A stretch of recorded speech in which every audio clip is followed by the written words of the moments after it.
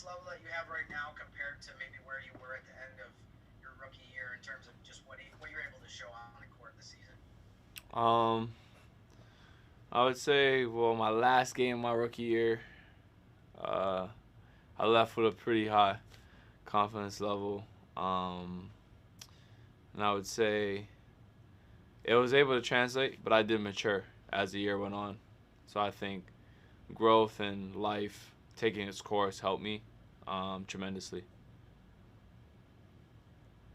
Nikhil, you guys were a much improved defensive team after the All Star break compared to before it. How much do you think changing the pick and roll coverage, helped in that improvement, and how much of it was other stuff? I think it's all in all just a bunch of it. Guys taking a challenge more defensively. That's where it starts first, and then us being able to find a way, staying together instead of pointing fingers. Uh, we found a solution and made it work, or at least tried to. Nickeil, how important to you were those final stretch of games where you were the lead guard, and uh, going against teams in meaningful positions? It wasn't just you going against second and third units, but playing against starters and playing against teams who were trying to get someplace against you guys. Ultimately, I think it was huge, um, because it's the experience you kind of want. You want to play against really good contention teams and start as well, and like kind of get that experience and under your belt, and just learn how to win. I think that's the main thing: learning how to win, trying to become a winner for a long time in this league. Nikhil, what's the next step for you? Where do you most want to improve your game this offseason heading into next year? Uh, Lower body strength, I think, will really help, and as well as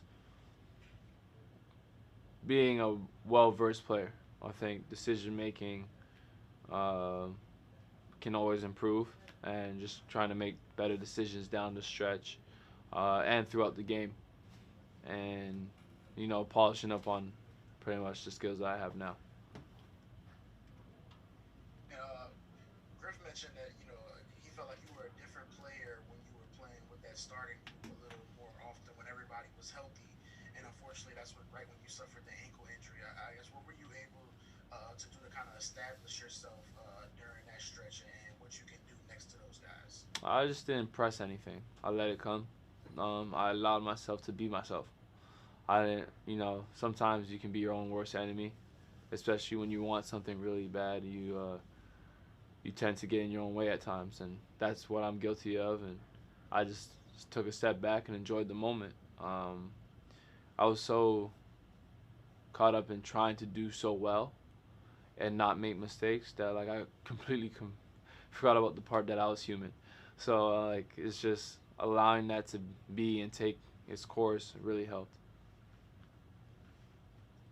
The decision making part that you talked about being able to work on and the end of game situations and stuff like that. How I mean, I guess kind of going back to my previous one, how much did being able to do it late in the season start to help that development process? I think,